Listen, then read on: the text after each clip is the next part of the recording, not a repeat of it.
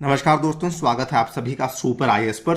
India के द्वारा UK को फाइनल चेतावनी दे दी गई है कि अगर आपने हमारे इंडियन वर्कर्स को वीजा एक्सेस प्रोवाइड नहीं किया तो उस केस में जो 533 मिलियन पाउंड्स का निवेश है वो हम लोग वापस ले लेंगे। आपको याद करवा दें, पिछले साल जिस टाइम पे यूके के जो प्रधानमंत्री थे मिस्टर बोरिस जॉनसन थे, उस टाइम पे एक डील फाइनलाइज हुई थी कि इंडिया के द्वारा अप्रॉक्सीमेटली 533 मिलियन पाउंड्स का निवेश किया जाएगा यूके में, जिसके चलते अप्रॉक्सीमेटली यूके में 6000 जॉब्स भी क्रिएट होंगी। और इसमें यह भी कहा था कि कई सारी जो डील्स हैं वो लो कार्बन ग्रोथ को भी सपोर्ट करेंगी। इसका पूरा का पूरा ब्यौरा आप लोग यहां पे देख सकते हैं। This is the list of all the deals जो कि फाइनलाइज करी गई थी, जिसमें सबसे बड़ी और सबसे मेजर डील थी सीरम इंस्टीट्यूट के द्वारा अनाउंस किया गया था कि वो लोग 240 मिलियन पाउंड्स का निवेश करने वाले हैं।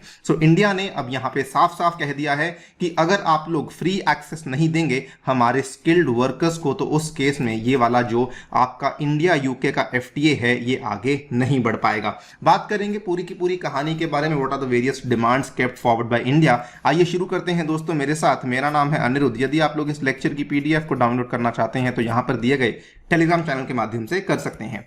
ऑल राइट, असल में जो वीजा एक्सेस को लेकर और जो इमिग्रेशन को लेकर मुद्दा शुरू हुआ था, आज से 6 दिन पहले यूके की जो गृह सचिव हैं, जो कि भारतीय मूल की महिला हैं, सुएला ब्रेवरमैन, इन्होंने बेसिकली ऑब्जेक्ट किया था to increasing visas for Indians. बल्कि she went on to even say कि इंडियंस जो हैं वो बेसिकली यूके में आकर के हमारी वीजा नॉर्म्स का हनन करते हैं, वायलेशन करते हैं और वो लोग यहाँ पे ओवरस्टे भी करते हैं। जब ये पूरा का पूरा मुद्दा सामने आया तो उन्होंने यूके और इंडिया के बीच में जो पिछले साल एक डील साइन हुई थी, ये वाली डील भी 4 मई 2021 को साइन हुई थी, popularly called as the mobility and the migration deal.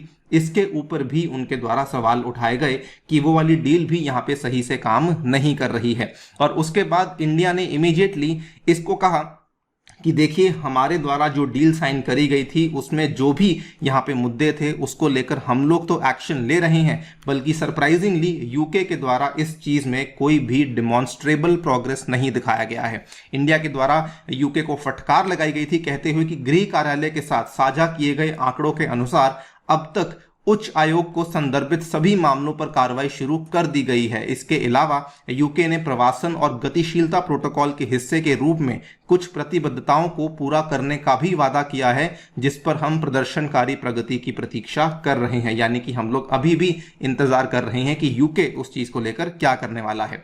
जब इतना कुछ हो चुका था तो ऑब्वियसली न्यू दिल्ली ने अपनी पोजीशन को बहुत ज्यादा स्ट्रांग कर लिया था। इंडिया जाना जाता है एफटीए में अपनी नेगोशिएशंस के लिए, बहुत ही टफ नेगोशिएशंस करने के लिए, और अब इंडिया ने फाइनली इस चीज को प्रूव भी किया है। It has hardened its position in the ongoing negotiations because इस तरीके के जो कंसर्न्स हैं वो यूके की होम सेक्रेटरी के द्वारा पेश किए गए थे। इंडिया ने साफ साफ कहा कि जो भी आपके द्वारा कमेंट्स करे गए हैं, both the nations should honour the understanding with regards to migration and mobility. And India ने यह भी कहा कि जो हमने डील ऑस्ट्रेलिया के साथ करी है with respect to the access to visa, हम लोग उससे बेहतर डील का आपसे अनुमान लगा रहे हैं। अगर ऐसा नहीं होगा तो उस केस में भी हम लोग एफटीए के साथ आगे नहीं बढ़ेंगे।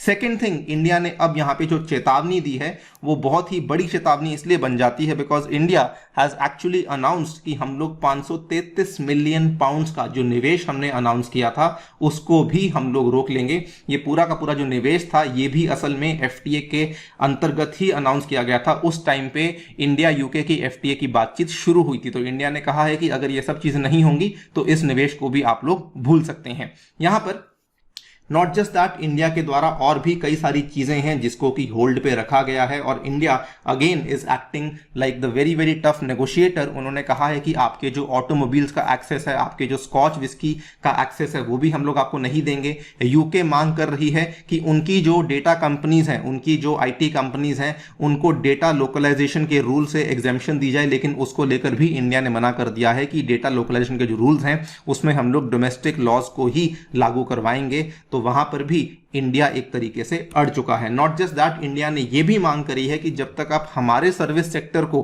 प्रॉपर बूस्ट नहीं देंगे, हमारे सर्विस सेक्टर को यूके का एक्सेस नहीं देंगे, तब तक हम लोग इस डील में आगे नहीं बढ़ने वाले हैं।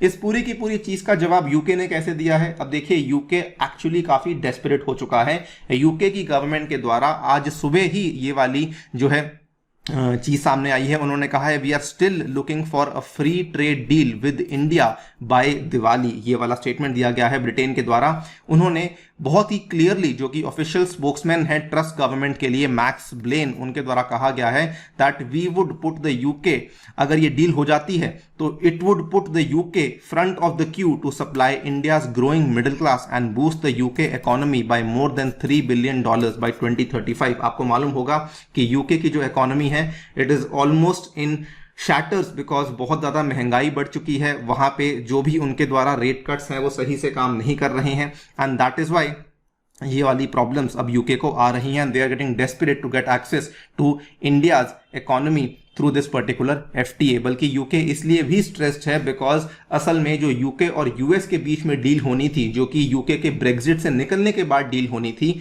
उसमें भी यूएस ने मना कर दिया है कि हम लोग आपके साथ अभी डील का समझौता नहीं कर सकते हैं। आप लोग यहाँ पे देख सकते हैं 20 सितंबर की ये वाली खबर है, Liz Truss admits no US trade deal in short to medium term. और इस चीज का भी बहुत विरोध हो रहा है यूके में। जो दूसरी पार्टीज हैं वो लिज ट्रस की गवर्नमेंट के भी खिलाफ जा रही हैं। So the current UK dispensation is very very desperate कि किसी ना किसी तरीके से यहाँ पे जो डील है ये आगे बढ़ जाए। एक्सपेक्टेड यही है कि जो इंडिया की डिमांड्स हैं इनको पूरा किया जाएगा। बाकी जो भी नई डेवलपमेंट आएगी आपके सामने हम लोग पेश करेंगे।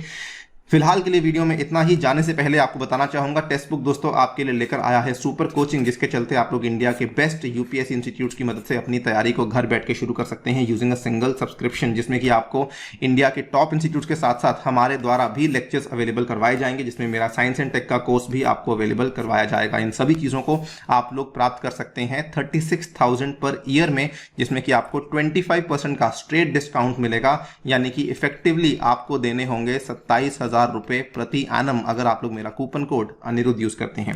Thank you so much for listening, stay tuned and stay